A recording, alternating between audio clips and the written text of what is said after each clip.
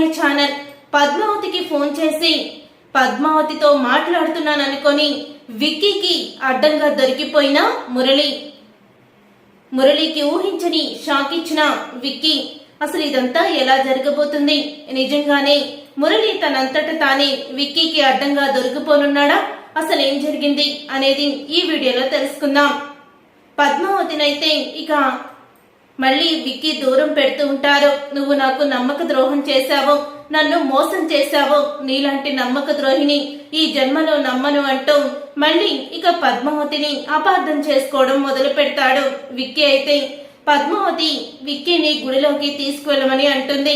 అప్పుడు ఇక అందరూ కూడా పద్మావతిని గుడికి తీసుకువెళ్ళమని విక్కీని అంటారు. విక్కీ మాత్రం పద్మావతిని గుడికి తీసుకువెళ్ళడం అస్సలు కూడా ఇష్టం ఉండదు. ఇక అందరూ కూడా చెప్పడంతో అప్పుడే ఇక పద్మావతిని తీసుకొని విక్కీ అయితే గుడికి బయలుదేరుతాడు. అలా గుడికి బయలుదేరుతున్నప్పుడే ఇక విక్కీ అయితే పద్మావతిని దారిలోనే దింపేస్తాడు. నువ్వు ఇక్కడి నుంచి గుడికి వెళ్ళిపో, నేను ఆఫీస్కి వెళ్తున్నాను అని అంటూ ఉంటాడు. ఏమైంది సారు, మీరెందుకు అలా ఉన్నారు? ఆ రోజు పుట్టినరోజు నాడు నా మీద ఉన్న ప్రేమని ఎంతో తెలియచేశారు, మరలా ఏమైంది? సాయంత్రం అయ్యేసరికి మీలో చాలా మార్పు వచ్చింది అని అంటూ ఉంటుంది పద్మావతి. కొన్ని నిజాలు తెలిసేసరికి ఆలస్యమైంది. నా ప్రేమని చెప్పి నిన్ను శాశ్వతంగా నా భార్యగా ఒప్పుకొని సంతోషమైన జీవితాన్ని గడపాలనుకున్నాను. కానీ ఇంతలోనే నీ స్వార్థం, నీ మోసం అన్నీ కూడా బయటపడ్డాయి అని అంటూ ఉంటాడు విక్కీ అయితే. అప్పుడే పద్మావతి అయితే అంటే ఆ మురళీగాడు నన్ను బెదిరించేటప్పుడు ఈయన చూసేశారా? మరి వాడు ఎందుకు బెదిరిస్తున్నాడో తెలుసుకొని నాకు అండగా నిలబడాలి కదా, లేకపోతే వాడు నా భుజం మీద చెయ్యి వేసినప్పుడు చూసారా అంటూ పద్మావతికి డౌట్ వస్తుంది. పద్మావతి అయితే ఇక గుడికి వెళ్తుంది. గుడికి వెళ్ళిన తర్వాత పద్మావతి అయితే ఇక తన చేతిలో హారతి కర్పూరం వెలిగించుకొని స్వామి వారికి హారతిస్తూ అంటూ ఉంటుంది. అసలు ఎందుకు ఆయన నన్ను అపార్థం చేసుకుంటున్నారు? ఆ మురళీగాడు నన్ను మోసం చేస్తున్నాడు, అమాయకురాలైన దివ్య జీవితంతో ఆడుకుంటున్నాడు, వీడియో వంక పెట్టుకుని నన్ను సాధించాలనుకుంటున్నాడు. వాడు నా చేత ఎన్ని అనర్థాలు చేయిస్తాడో నాకు అర్థం కావడం లేదు. శ్రీనివాస, నువ్వే నన్ను రక్షించాలి, నా పైన నువ్వు ఎటువంటి అపనిందలు పడకుండా నువ్వే కాపాడాలి అంటూ పద్మావతి దేవుణ్ణి మొక్కుకుంటూ ఉంటుంది. ఇక తర్వాత ఇక మురళి అయితే ఎలాగైనా సరే విక్రమ్ ఆస్తిని తన పేరు మీద రాయించుకోవాలని వీడియో అడ్డు పెట్టుకొని పద్మావతిని బెదిరించి మరి కాగితాల మీద సంతకం పెట్టించుకోవాలని చెప్పి ఇక ప్లాన్ చేస్తాడు మురళి అయితే.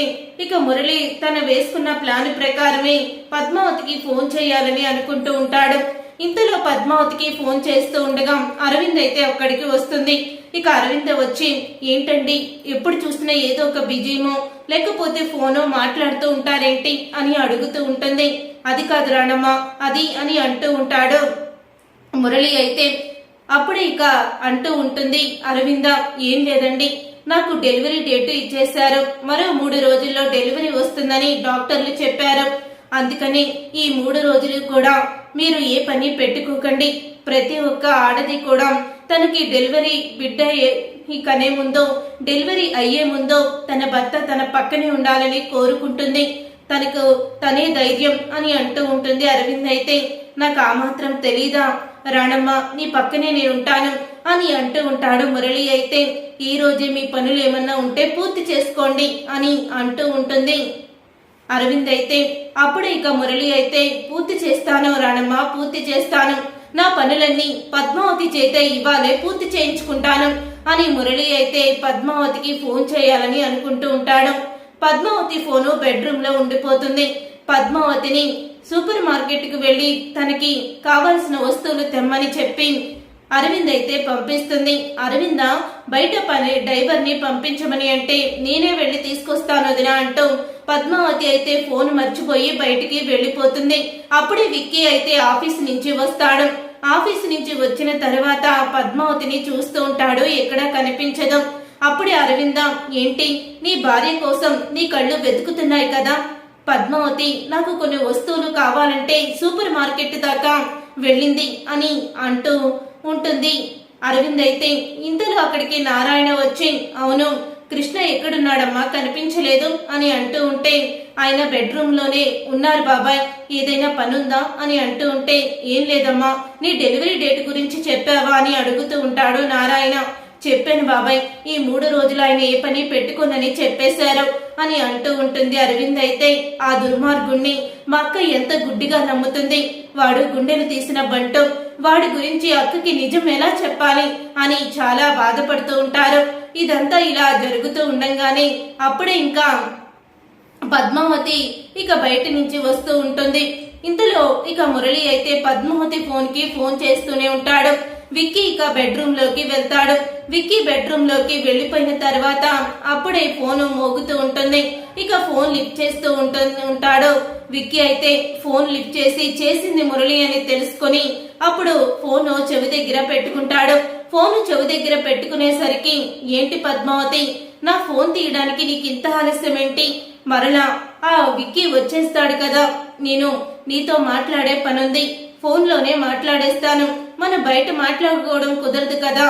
నేను నీకు చూపించాను కదా దివ్య వీడియోని, ఒక్కసారి ఆ వీడియో మళ్ళీ ఓపెన్ చేసి చూస్తే అప్పుడు నా దుర్మార్గం నీకు ఇంకా బాగా అర్థమయ్యి నీ చెప్పిన మాట వింటావో. నువ్వు చేయవలసిందల్లా నేను కొన్ని డాక్యుమెంట్స్ ఇస్తాను, ఆ డాక్యుమెంట్స్ మీద విక్కీ సంతకం పెట్టించు, అది కూడా నీకు 2 రోజులు టైం ఇస్తాను అని అంటూ మురళి బెదిరించి ఫోను పెట్టేస్తాడు. అసలు దివ్య గురించి ఏం వీడియో ఉంది అని ఆ వీడియోని ఓపెన్ చేస్తాడు విక్కీ. అయితే ఇక ఆ వీడియోని ఓపెన్ చేసి ఒక్కసారి షాక్ అయిపోతూ వీడియోని ఆపేస్తాడు.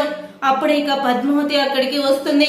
పద్మావతి అక్కడికి వచ్చి వీడియో చూస్తున్న విక్కీని చూశారు కదా, ఆ దుర్మార్గుడు ఎంతకి తెగించాడో, మీ చెల్లిని ఎలా వీడియో తీశాడో అని ఉంటూ ఏడుస్తూ ఉంటుంది పద్మావతి. ఆ వీడియోని డిలీట్ చేయమని, డిలీట్ చేయకపోతే నువ్వు సోషల్ మీడియాలో పెడతాను, నువ్వు నా మాట వినాలని వాడు నన్ను బెదిరిస్తున్నాడు, ఇది నా పుట్టినరోజు నాడే తీసిన వీడియో అంటూ చెప్తూ ఉంటుంది పద్మావతి. అయితే అప్పుడే విక్కీ పద్మావతి తప్పు చేయలేదని తెలుసుకుంటాడు. పద్మావతి తప్పు చేయలేదని, మురళి కుట్రే అని మురళి మోసం తెలుసుకుంటాడు.